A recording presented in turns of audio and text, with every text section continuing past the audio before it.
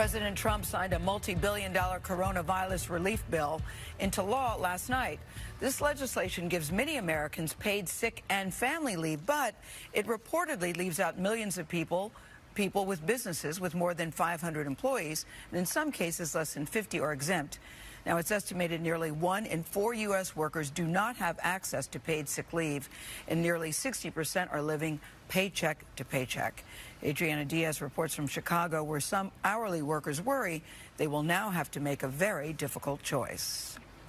Good morning. There's a lot of uncertainty right now. Working remotely simply isn't an option for someone who flips burgers, works a cash register, or drives a school bus. For people barely making ends meet as it is, they may be less willing to miss work no matter what the reason. Plus, they're often interacting face-to-face with customers, putting them at risk of exposure. I'm good enough, honey. 27-year-old single mother Adriana Alvarez has been working at this McDonald's since she was 17.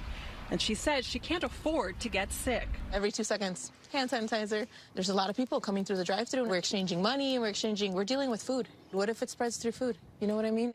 McDonald's told us it's bolstered its hygiene standards and shifted to takeout, drive-thru, and deliveries in company-owned stores. And it says it's strongly encouraging franchises to do the same. The franchise where Alvarez works made that switch this week.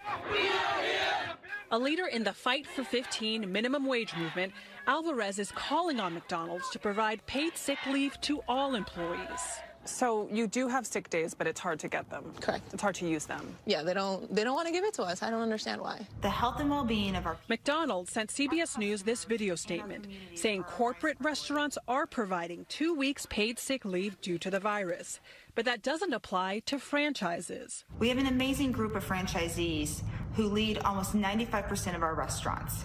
I'm confident they will support their teams in a time of crisis. We reached out to Alvarez's franchise owner, but haven't heard back. For Alvarez and her 7-year-old son, Manny, she says every hour of work she misses is a precious $13.45 lost.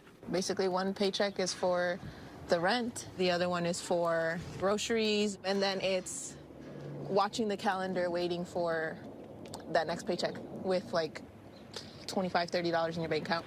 President Trump signed a coronavirus emergency relief package that includes paid time off, but Alvarez is skeptical help will come. I'm not completely confident, no. As of right now, I would much rather go to work sick because I can't afford to miss a day. So if you got sick, you would still go to work? Unless I'm like, I can't get up, then you will see me at work. Unless you physically cannot stand? Yes. I get $20.75 an hour. How hard is it with the job to make ends meet? It's very hard. Sheila Red, a school bus driver of 17 years, is now out of work completely after Illinois closed schools this week.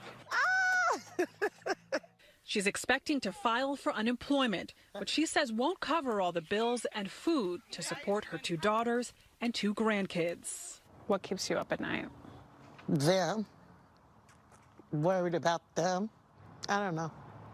I'm sorry. It's okay. And now with this new world we live in, everything's upside down. It is very, very much upside down. And Red is not alone. A new survey found that 1 in 5 households has already lost work because of this pandemic, and school closures are further complicating life. McDonald's worker Adriana Alvarez is now trying to sort out childcare for her son.